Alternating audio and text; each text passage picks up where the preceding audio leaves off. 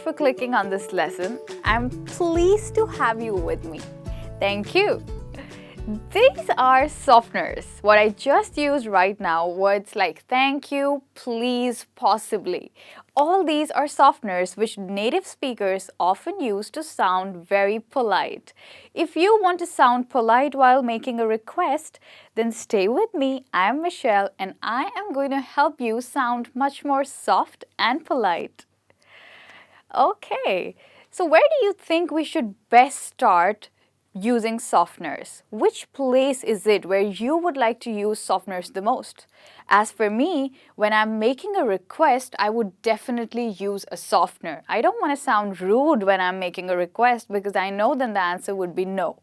So if I'm making a request, I want to sound sweet, polite and soft.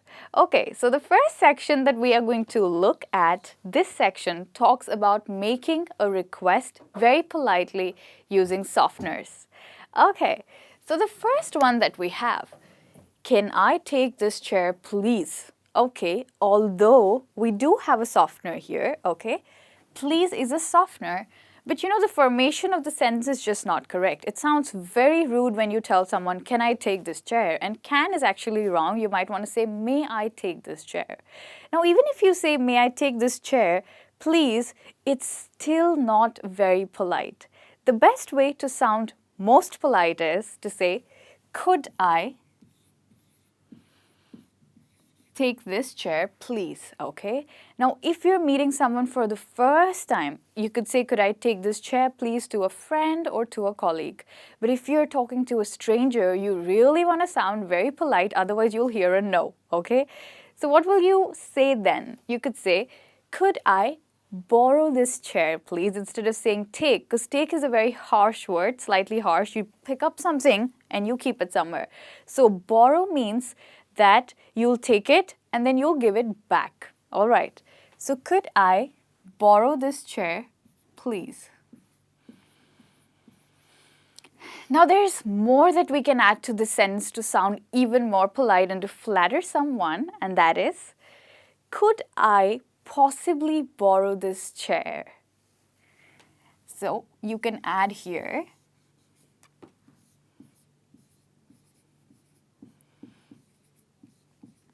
so you can say, could I possibly borrow this chair, please? Do we use please with possibly? No, I think that's too much pleasing and too much flattering. So be careful. When you use possibly, you do not use please, okay? And when you use please, you do not use possibly. So you could use any of these sentences. Either you could say, could I borrow this chair, please? Or you could say, could I possibly borrow this chair? These are both questions and ways to make requests very politely. Okay, so the next one that we have is, may I turn the music down? Okay, so now we can definitely make this much more polite. If you want someone to turn the music down for you, instead of using may, you could say, do you mind? Okay, you could say, do you mind turning the music down? Because we are talking in the present tense about a situation that is going on. So, do you mind turning the music down? And obviously you can add another softener to it, which is please, okay? So you could say,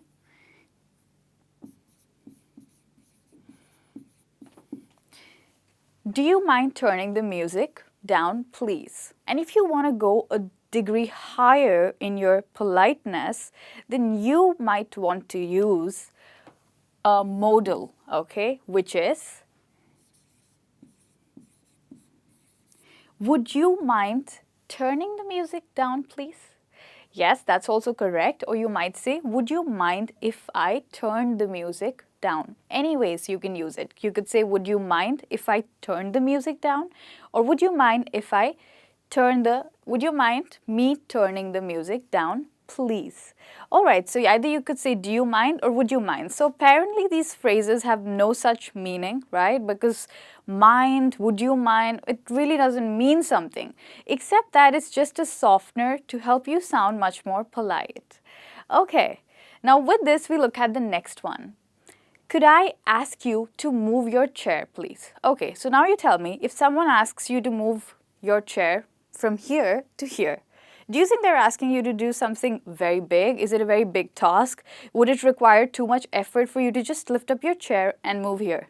I don't think so. It's a very small task, isn't it? It's a very little thing that someone is expecting you to do. If you are asking someone to do something very little for you, then you can add a softener to make it sound very polite. And that is, could I just ask you to move your chair, please? This means that you're asking someone to do a very little thing for you. And if you're possibly, let's say, in a library and there's a book on the table and you're asking someone to pass the book to you, you could say, could I just ask you to pass the book to me? So this way you're asking them to do something very little for you and you're sounding very polite, and surely your request wouldn't be turned down. Okay, so the next one that we have is roll up your sleeve. Okay, are you asking or are you demanding? This is no way to request someone. Here you're ordering someone. So who would ask you to roll up your sleeve? I remember that whenever I go for a blood test, the nurse always tells me, roll up your sleeve. And that's really rude. I feel so pissed. So instead of saying it out like this, which is very rude, especially to your patient, all right, or a customer, you might want to say, could you roll up your sleeve, please? Okay? Could you roll up your sleeve, please? Or you could add this softener as well, because you're asking someone to do a very little thing for you. So you could say, could you just roll up your sleeve? Okay. Now there's more that we can add to this, okay? Because when possibly a nurse is asking a patient to roll up their sleeve, or when you're going to a blood donation camp and someone is asking you to roll up your sleeve, they're asking you something to do it for themselves, isn't it? Like, so the nurse wants you to roll up your sleeve so that she can insert the syringe. So she's asking you to do it for herself. In that case, she could say, could you just roll up your sleeve for me? Now, for me is another softener to ask someone to do something for you. Could you roll up your sleeve for me? Okay. Right, and what if you have to ask your customer, let's say you're at work and you have to ask your client or your customer to do something for you, you can't be rude to the client. You can't afford that for sure. You want to sound very polite, and if you want them to do something for you, you'll again use the same formation. You could say, could you sign your name there for me? Okay, for me means specifically for you. So let's say that the person is signing some documents, okay, or they're reading some documents, and you expect them to sign somewhere. So you could say, could you sign your name there for me? Okay, because it's a request for you. Could you sign your name there for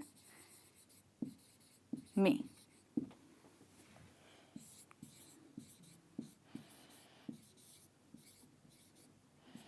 All right. Now we are looking at the last way to make request to an absolute stranger, okay? So let's say that you are at the reception of this club where there are a lot of members or clients who are walking in, people who want to be in the club. And you're at the reception and a person walks in and you want to ask them if they have the membership or not. And how will you know that? Through the membership card, right? So you would say, do you have a member's card? Okay, that's fine. It's not wrong, but you can be more polite when saying that, right? So when you want to sound very polite to an absolute stranger, okay, this is specifically for a case of inquiry. You're inquiring something, so you're asking a question. Do you have a member's card at all? Okay, that's one way to ask a question specifically for inquiry to a direct stranger. It has no meaning, okay? Don't go into the meaning. It's just a softener that native speakers often use. So, do you have a member's card at all? So do not get confused when someone tells you this. Do you have a member's card at all? Just take it as it is. They're asking you in a very polite way. Okay, so now with this we come to an end of how to make polite requests. That's not all. We don't only make requests, we also deny requests, don't we? Do you deny requests? Very often, so do I. But obviously it's much better to deny a request politely. The best way to do that is to apologize, okay? Even before you say no, you might want to apologize. So let's look at the first sentence that we have. I'm a bit busy at the moment. So if someone comes and asks you, hey, do you have a moment, can we speak? And you're very busy, so you can't talk to them, you could say, do you mind? I'm a bit busy at the moment. Can we catch up in the afternoon? Okay, so you can follow this with, do you mind? Okay, or if you don't mind, that would also be correct.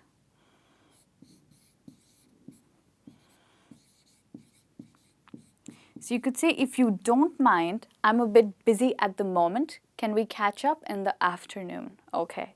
So the next one we have is, we are using that chair. So if someone asks you, okay, you're maybe in a meeting or somewhere and you need a place to sit and you find this chair which is vacant. So you want to go and grab that chair and quickly sit. But there's someone already on that table, right? So you can't just grab the chair and you want to ask them. And you ask them, could I take that chair, please? But if that person says, we are using that chair, that's so rude, isn't it? It's a much better way to say, I'm sorry, we are using that chair. So apologizing before denying.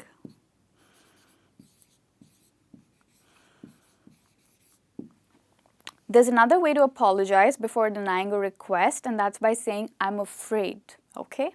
Which means that you cannot do something for someone because of whatever reason.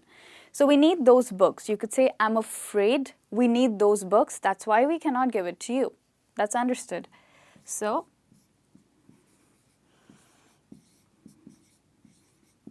I'm afraid.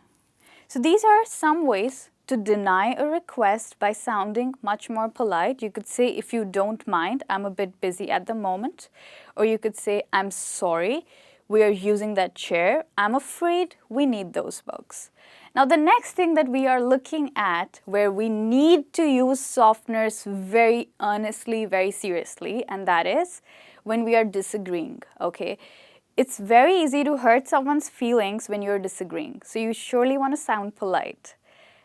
I disagree with you there. Okay, now here as well, you can use these softeners. I'm sorry, I'm afraid. They can be used with, I disagree with you there, because you're apologizing before disagreeing. Another softener that you can use with disagreeing is, I have to say I disagree with you there. Now if you only say I disagree with you there, that's very rude, but if you add I have to say I disagree with you there, that adds politeness to it. Okay, so the next one we have is I agree with you there. Oh, we were looking at disagree, isn't it? How can we agree with someone while disagreeing? You can say, I'm not sure I agree with you there. Instead of saying, I have to say I disagree, you could say, I'm not sure I agree with you there.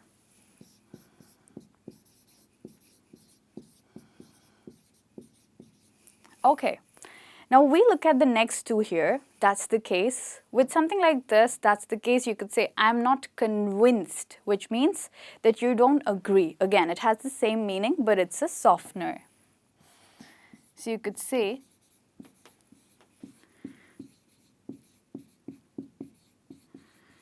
I'm not convinced that's the case. All right. In my experience, women are as good as men. Now, I need to share a story with you about this. One of my friends told me that, women are not as good as men in computers. I told him, in my experience, women are as good as men. But that's a bit rude, isn't it? You can say, I have to say, in my experience, women are as good as men. Or you could say that, is that really true? In my experience, women are as good as men. So you could say, is that really true, to sound more polite. Now the last one that we have is, she's a very experienced teacher, but. So here you agree with a part and you do not agree with the rest of it. She's a very experienced teacher, but here you can say, I understand your point, or I take your point. She's a very experienced teacher, but I don't think she fits the job profile. So I take your point.